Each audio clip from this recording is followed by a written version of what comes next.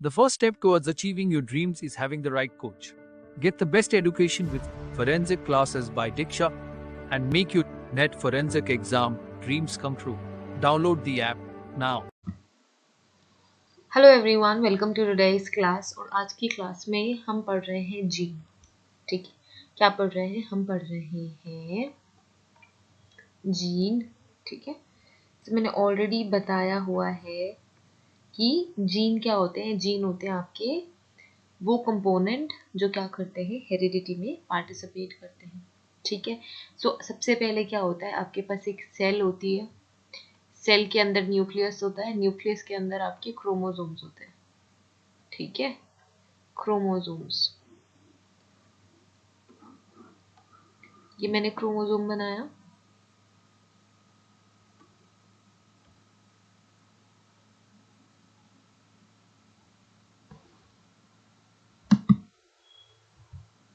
Okay, सो ये मैंने chromosome बनाया। क्रोमोसोम के अंदर डीएनए बनाया।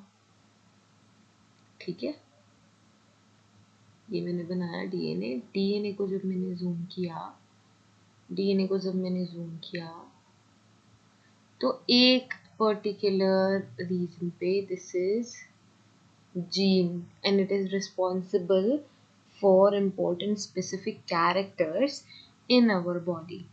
ठीक है, सो जीन का समझ में आ गया, व्हाट इज जीन। ठीक है, okay, so let's move. So approximately 22,000 to 25,000 genes are present in a human genome.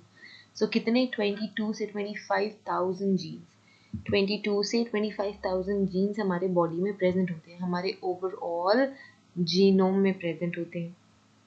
Some of them are active and some of them are inactive. Active कहने का मतलब क्या है? They participate in protein synthesis.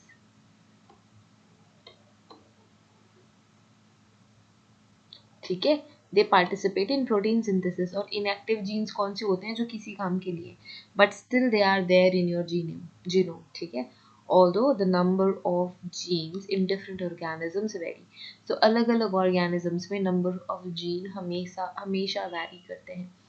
For example, यहाँ पे humans हमने example देखा है, it they have 22 to 25,000 genes. यहाँ पे हमने 23,000 लिखा हुआ है। राइस में दे हैव 51,000 जीन्स। ठीक है, यीस्ट में they have 6,000 genes. Fruit fly में दे हैव 14,000 जीन्स। चिकन में they have 21,000 genes. Same domestic dog 19,000, plasmodium 5,000, right? And here we have few more organisms that have different number of genes present in their genome. ठीक है, तो ये सारे हुए gene. अब important क्या है, थोड़ी हिस्ट्री हमने पढ़नी है। The term gene was coined by William Johansson in 1909। By William Johansson in 1909। Their function was reported by Mendel. अब उनका फंक्शन मेंडल ने बता दिया था। मेंडल ने क्या बोला था? These are factors. मेंडल ने बोला था फैक्टर्स इनको। तब जीन की डेवलपमेंट या जीन वर्ड नहीं डिस्कवर हुआ था। किन्होंने कॉइन किया था ये टर्म? कॉइन किया था विलियम जोहानसन ने 1909 में। पर मेंडल ने ऑलरेडी 1800s में इनको फैक्टर बोल के इनका काम बता दिया था। इसके बाद क्या हुआ? 1953 में जो जेम वॉटसन थे या जो क्रिक थे, उन्होंने केमिकल स्ट्रक्चर डीएनए का दिया। ठीक है, एंड फिर जीन के बारे में भी बताया। ओके, सो स्ट्रक्चर हमें देखना है जीन का। अब हमने इतनी बार जीन पढ़ा है, हमें पता है genes are the important units that carry characters in them, है ना। सो जीन का स्ट्रक्चर क्या है ये हमें देखना है। Okay, so genes are actually DNA strands. Gene क्या होते हैं? They are actually DNA strands, thus they are made up of nucleotide chain. किससे बने हुए हैं? न्यूक्लियोटाइड चेन से बने हुए। न्यूक्लियोटाइड किससे मिलकर बनता है?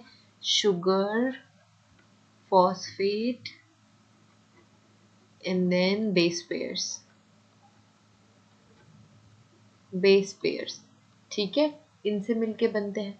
शुगर, फॉस्फेट और बेस पेयर्स से मिलके बनते हैं, है कि नहीं। सो ये हुए nucleotide. Okay, so nucleotides are the chemical structures of a gene that comprises nucleotide.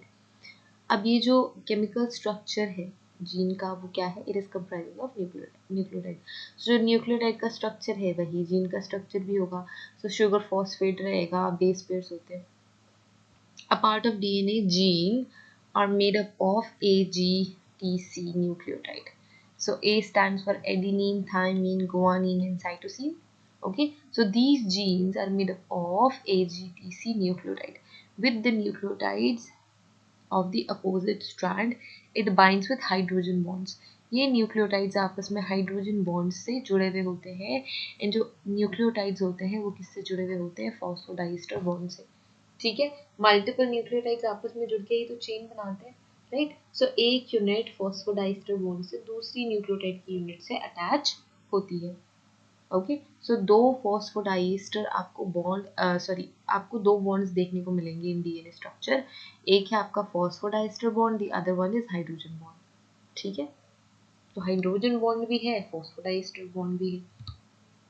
So in general, the gene structure consists of two types of element. दो तरीके की element consist करता है gene structure. पहला structure है core structure, core element, and the other group is element regulatory element. ठीक है, core elements and regulatory elements. Core elements and regulatory elements. Core elements क्या है? The core elements or sequences actually take parts in protein formation. ये जो core element है they are involve actively involve in protein formation, while the regulatory element maintains the gene expression. So जो regulatory element है वो किस पे focus करता है, वो फोकस करता है जीन एक्सप्रेशन में। जो कोर एलिमेंट्स है वो किस पे फोकस करते हैं, प्रोटीन फॉर्मेशन, प्रोटीन सिंथेसिस में। Exons are core element.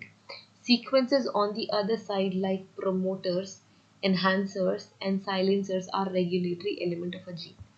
अब क्या है एक्सॉन्स, यहाँ पे देखो ये आपकी जीन का, अगर हमने बोला दिस इज जीन का structure, so you have one structure called exon, intron and exon. ठीक है, ये वाला सेक्शन, इस सेक्शन को हमने बोला प्रोमोटर। ठीक है, and this is proximal promoter. इसके अलावा here we have insulator, silencer and enhancer. ये क्या है आपके, ये है आपके रेगुलेटरी एलिमेंट्स। ठीक है, ये क्या है, ये है आपके regulatory elements. Regulatory elements, ठीक है, ये regulatory elements है and these are the core elements. Fine. core element क्या है, core element protein formation करते हैं, regulatory element gene formation में मदद करते हैं। Exons are core element and the other structures like promoters, enhancers, silencers are the regulatory elements of a gene. The third type of element is called maintenance element. हमने third element को बोला maintenance element, which process information of DNA repair. जो क्या करता है, DNA repair की information process करता है। DNA repair, DNA modification and DNA replication. The functional or physical structure of a gene comprises of intron, exons, promoters, enhancers and other UTRs. ठीक है, सो देखो यहाँ पे क्या है, ओके, सो यहाँ पे क्या है, this is your promoter area. ठीक है, सो ये आपके कोर प्रोमोटर्स हैं। कोर प्रोमोटर्स जैसे कि ये sequence TA, TA, DPE, exons होते हैं, इंट्रॉन्स होते हैं, एक्सॉन्स होते हैं, ये आपके कोर एलिमेंट्स हैं। Insulator, silencer, enhancers, MAR, these are your regulatory region और regulatory elements। और ये क्या है, proximal region। इंट्रॉन्स क्या है, व्हाट आर इंट्रॉन्स, यहाँ पे देखो, यहाँ पे लिखा हुआ है ना introns. What are introns, so introns are intervening non coding sequence. ये कैसे होते हैं, ये होते हैं non coding sequence, removed from the final transcript. कहाँ से रिमूव्ड होते हैं, ये फाइनल ट्रांसक्रिप्ट से रिमूव हो जाते हैं। ये इंट्रॉन्स होते हैं, इंटरवेनिंग सीक्वेंस या मॉलिक्यूल्स होते हैं जो नॉन कोडिंग होते हैं। मतलब नॉन कोडिंग होते हैं मतलब they are kind of useless. ठीक है, exons are coding part of the gene. Exons क्या होते हैं, एक्सॉन्स कोडिंग पार्ट होते हैं जीन के, which are joined after splicing and constructs the final transcript. ठीक है, अब पूरी की पूरी जो क्रोमोसोम है वो इंट्रॉन एक्सॉन से मिलके बनी हुई होती है, ठीक है। किससे? Intron and intron and exon से, ठीक है। इंट्रॉन एंड एक्सॉन्स, इंट्रॉन्स क्या होते हैं? नॉन कोडिंग होते हैं। एक्सॉन्स होते हैं coding, that which are joined after splicing, which are joined after splicing। अब किसी बच्चे ने मुझसे पूछा भी था कि what is splicing, ठीक है। Sorry, it is splicing or splicing, whatever. So it is the process, by which introns, the non-coding regions of gene, are excised out of the primary messenger, ठीक है। non coding, wait,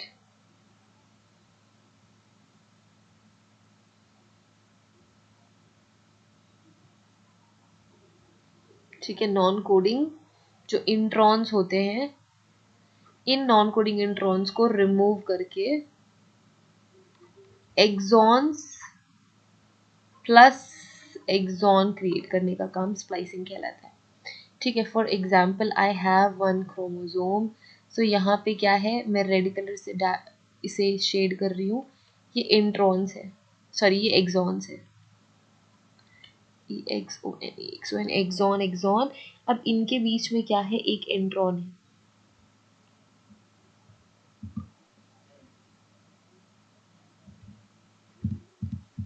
sorry for that guys, पता नहीं ये क्यों command ले लेता है। मैंने क्या बोला, here we have two exons. अब इन दोनों एक्सॉन्स के बीच में we have intron.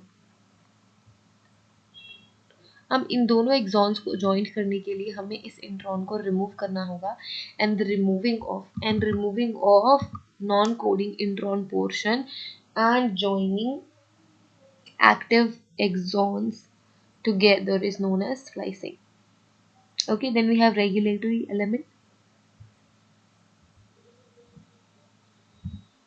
We have regulatory element as well. So regulatory elements are associated on the extreme parts of the gene. कहाँ रहते हैं ये रहते हैं extreme parts of the gene, extreme areas में रहते हैं। प्रोमोटर्स क्या है? Promoters are non coding sequence but they facilitate binding sites. ये प्रोमोटर्स क्या होते हैं? दे आर नॉन कोडिंग, बेचारे कोडिंग नहीं करते but they facilitate binding site for enzyme and transcriptional factor to work. Enzyme को बाइंड करने के लिए साइट देते हैं, जो ट्रांसक्रिप्शनल फैक्टर है उनके काम पे ये ध्यान रखते हैं। The promoter consist of TATA box and cut sequences in the enzyme. TATA क्या है? TA thymine adenine box, and CCA क्या है? Cytosine adenine and thymine. ये सारे के सारे सीक्वेंस क्या है? एंजाइम बाइंडिंग सीक्वेंस है, ठीक है। ओके, तो ये सारे एंजाइम बाइंडिंग सीक्वेंस है जो आपके जीन में प्रेजेंट होते हैं। जो कहाँ प्रेजेंट होते हैं? जीन में प्रेजेंट होते हैं।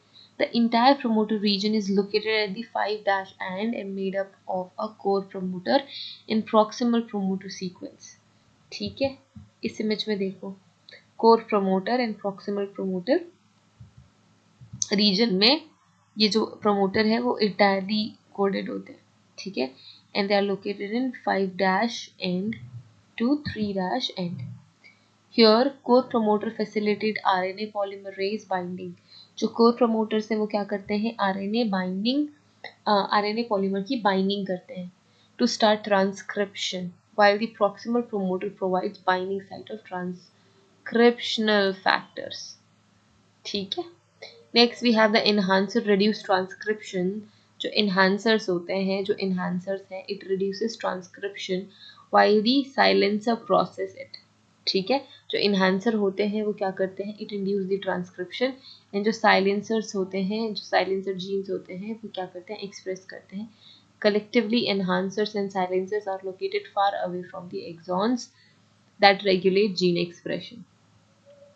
3' untranslated region and non-coding region of gene help in help in aborting the process of transcription and to form the final transcript. ठीक है, so ये ऐसे help करती है 3' and 1 the RNA polymerase reaches the untranslated region, it stops synthesizing RNA and get detached from the strand.